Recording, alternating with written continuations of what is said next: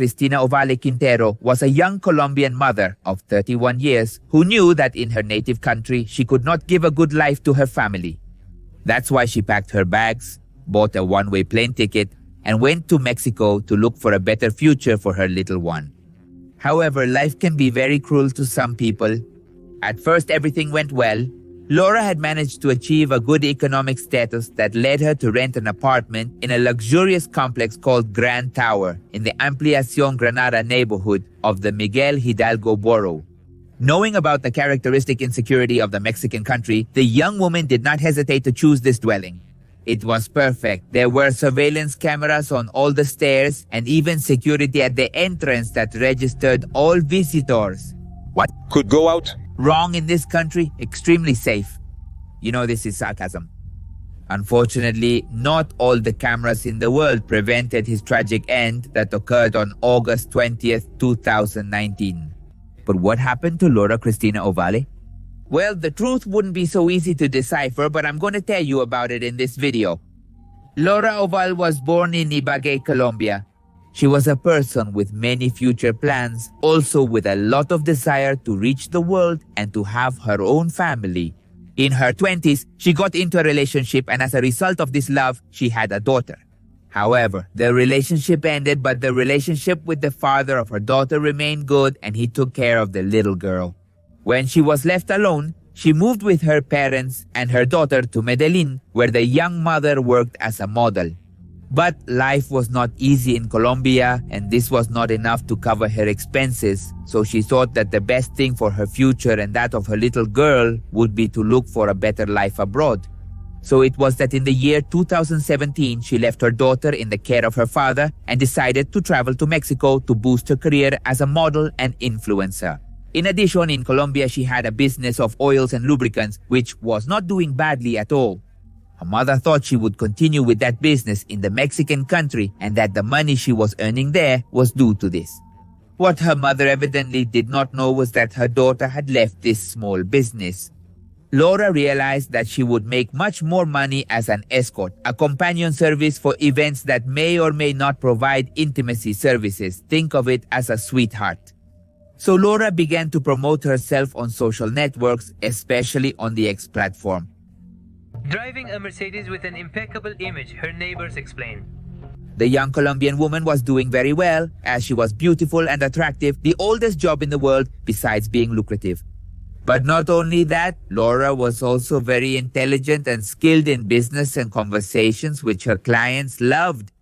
So it was that her economic situation quickly increased overnight, so she moved to a luxurious and exclusive building. The place had 2 gyms, a yoga and spa room, a swimming pool, and many other things. In addition, it had cameras and security personnel 24 hours a day. These guards didn't let just anyone pass, so it was an excellent place to live. There, no one could harm her, or so she thought. It should be noted that the area where the building is located has a lot of surveillance and several cameras. The young Colombian woman arrived in Mexico City from Bogota a year ago, and that's when she rented this apartment. After a year of work, she managed to settle down and have enough money to bring her family, who was anxiously waiting in Colombia.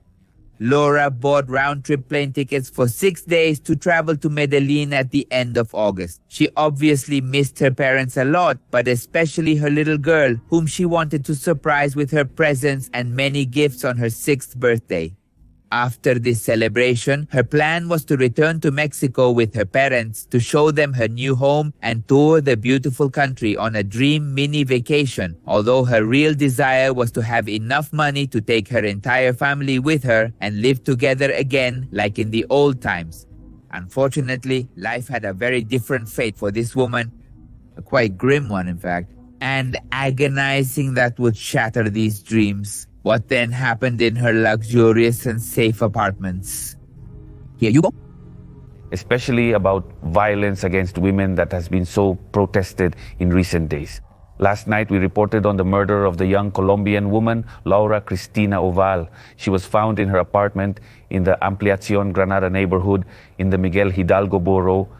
Araceli Cruz was Laura's trusted domestic worker who on August 19th had helped her boss with household chores. Then the lady said goodbye, and they agreed that she would return in the morning. On August 20th at around 8:30 in the morning, the employee entered the apartment, which was strangely quiet. She moved through the rooms looking for Laura, perhaps thinking she had overslept or had gone to the gym, but what she found was something totally unexpected. In front of her eyes was the young Colombian woman lying in the hallway of her home. At first, she thought Laura was unconscious, that she might have fainted. However, minutes later, when she got closer to the body, she noticed something that chilled her blood. The young woman had a blow to the head.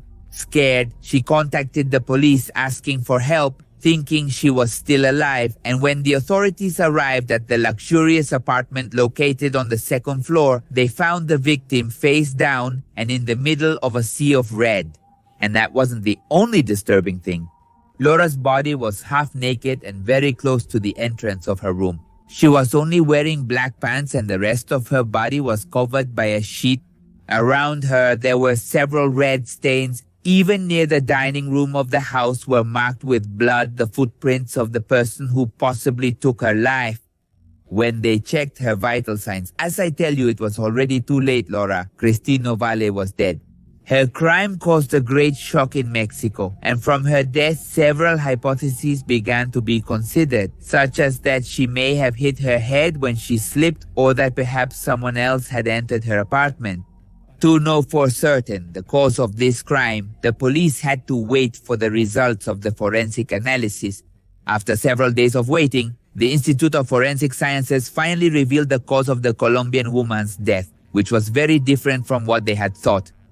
The autopsy indicated that the girl had died from a gunshot wound to the head at the temple and that there were no blows or aggressions besides the bullet impact, something very different from an accident.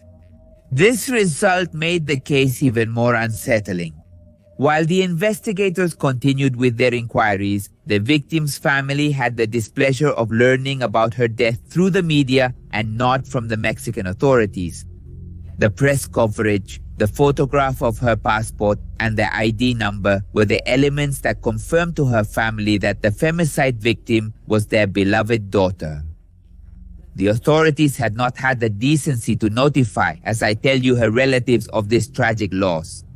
And furious and also full of helplessness, obviously due to the distance in the case, the relatives demanded from the Colombian consulate that the Mexican authorities do everything possible to clarify Laura's crime. At first, when the authorities interviewed all possible witnesses, the neighbors commented that they had not seen anyone leave or enter the Colombian woman's apartment.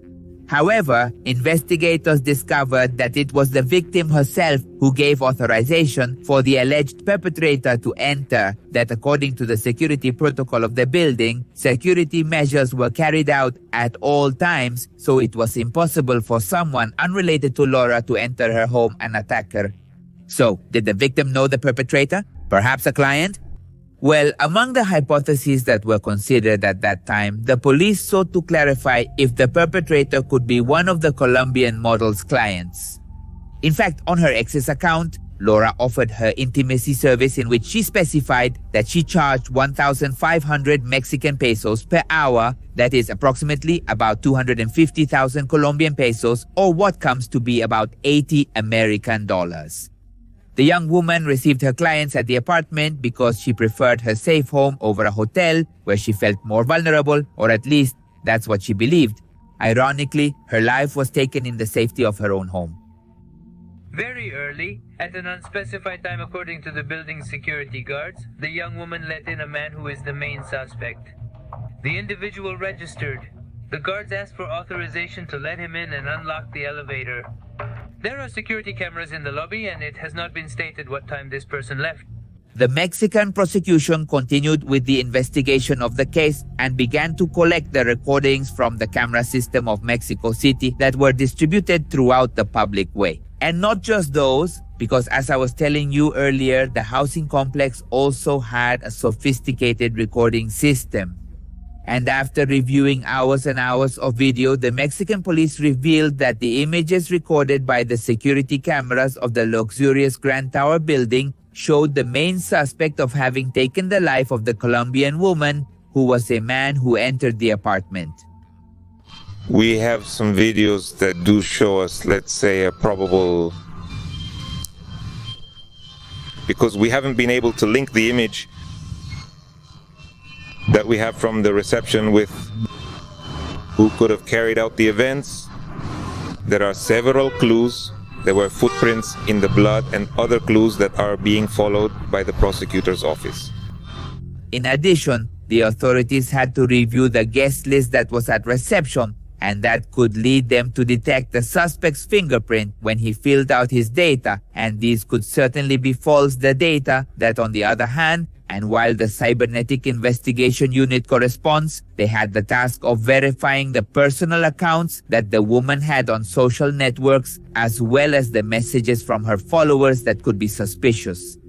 According to the records, the last day Laura was alive, she had been with 3 clients during the day. Then at night, she sent a message to her personal trainer, who was in the same building, informing him to move her appointment from 10:30 to 1 in the afternoon, probably because the unknown man asked for a meeting with her, becoming the 4th client. Today, by the way, the Colombian consulate in Mexico confirmed that the authorities are analyzing not only the cameras, but also the entry control of the building where Laura Cristina lived. On the other hand, there was Araceli Cruz, the domestic worker who testified to the authorities that the last time she saw her alive, she was resting in the living room of her apartment. The lady confessed that she stayed in the place until the last man who visited her that day left.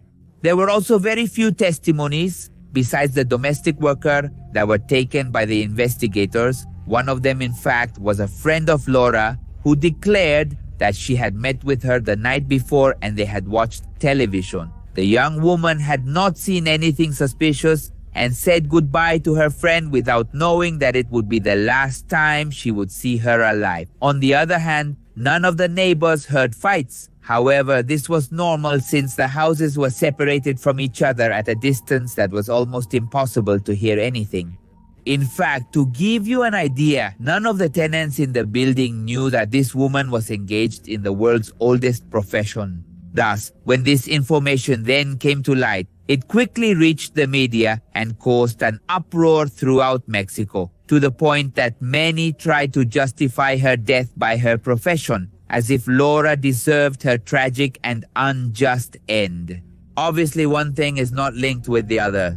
And that's my opinion. But the media also took the job of defaming her, of destroying the name of the deceased by overexposing her private life instead of demanding a response from the authorities. They used hours of television to justify her end.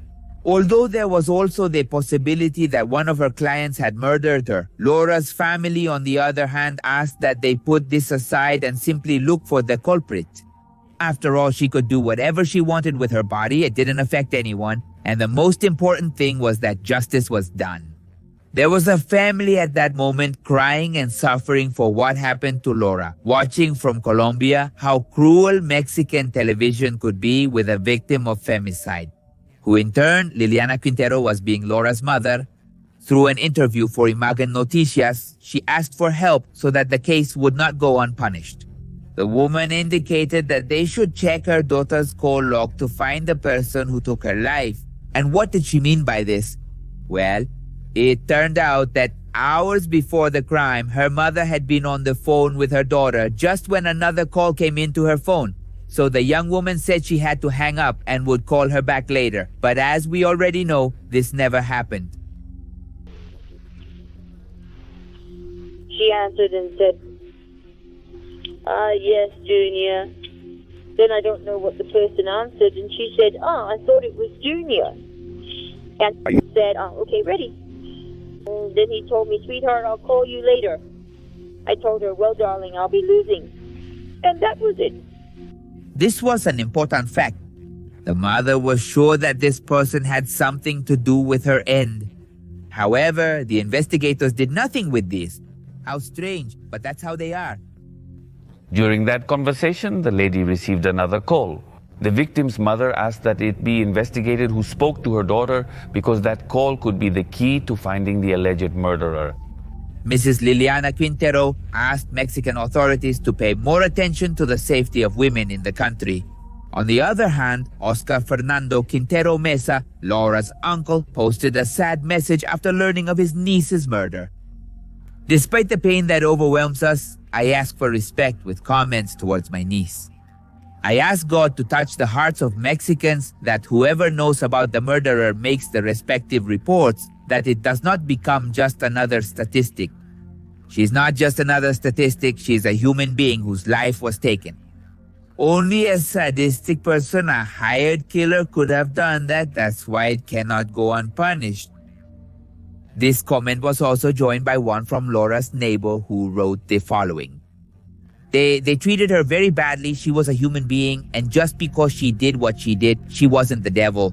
Those of us who knew her know that she was a very nice person. Please help me with my daughter's case. Let the case not go unpunished. Stay with the person who did this. My God, it's easy on the cameras. It's easy because of the calls she received, the last calls. Other neighbors of Laura rejected the comments on social media in which they attacked the woman and asked that she not be stigmatized for the work she was doing because it was her way of making a living. For them, Laura was very human, kind, loving, and polite. The whole building was very sad, not only because of her death, but because they denigrated her mercilessly in the media. That while the police did not seem to be interested in her case, thousands of internet users were just as shocked by the crime as her family and friends. Liliana Quintero actually spoke in the Mexican media and commented that the authorities of this country never contacted her to give her news of the investigations. So desperate for the silence of justice, she begged the president at that time, Andres Manuel Lopez Obrador, to help her so that the case would not go unpunished. The lady needed to travel to Mexico not only to pressure the investigators, but also to claim Laura's body and take it to her native country to give her a deserved farewell. However, the family did not have enough money for the tickets, so they begged the airline Interjet, where the young woman had bought the tickets, to make the flight change so they could use that money. But the airline's response was that they had to pay $600 in penalties to be able to change an airplane ticket that was already purchased and come to Mexico. So after the case went viral and the mother pleaded in the media, the airline finally gave them the ticket change without charging them the fine. The airline finally gave the ticket change without charging them the fine, so the family was able to travel to Mexico, retrieve their daughter's body, and give her a final farewell in Colombia. Last night, Liliana Quintero, the mother of the young Colombian woman killed, arrived in Mexico City. Capital Justice Prosecutor's Office authorities received her at the airport, where she asked Mexican authorities for justice.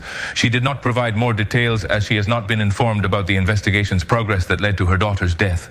Sadly, when the case stopped being media-centric, everyone forgot about Laura and the case never progressed. There was no arrest or resolution of her crime, forever boxed up in the police files like many other femicides that are still accumulating dust, waiting for someone to give them the justice they deserve. But if they don't do justice with the Mexicans, even less with the Colombians. Unfortunately, it's sad, but that's the reality of this country. What is going to happen now? I don't know what comes next from here on out. We are, so to speak, delirious. Thousands of women are victims of femicide each year in Latin America, and the year 2022 was the year with the most cases recorded in recent times. This demonstrates the persistence and severity of femicide in the Latin American region. There is another problem, and that is that no country is close to eradicating violence due to the lack of economic commitment on the part of governments to prevent violence and eradicate it from the root. And in the last 8 years, the number of foreign women who have been eliminated, for lack of a better term, who have had their lives taken away in this country amounts to 227.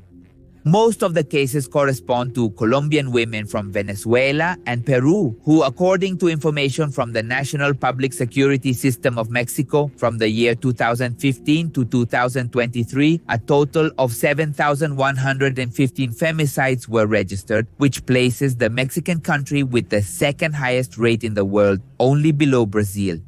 That from January to June of 2023, 426 gender violence investigation files were initiated, of which 13 are from foreign women who were in Mexico.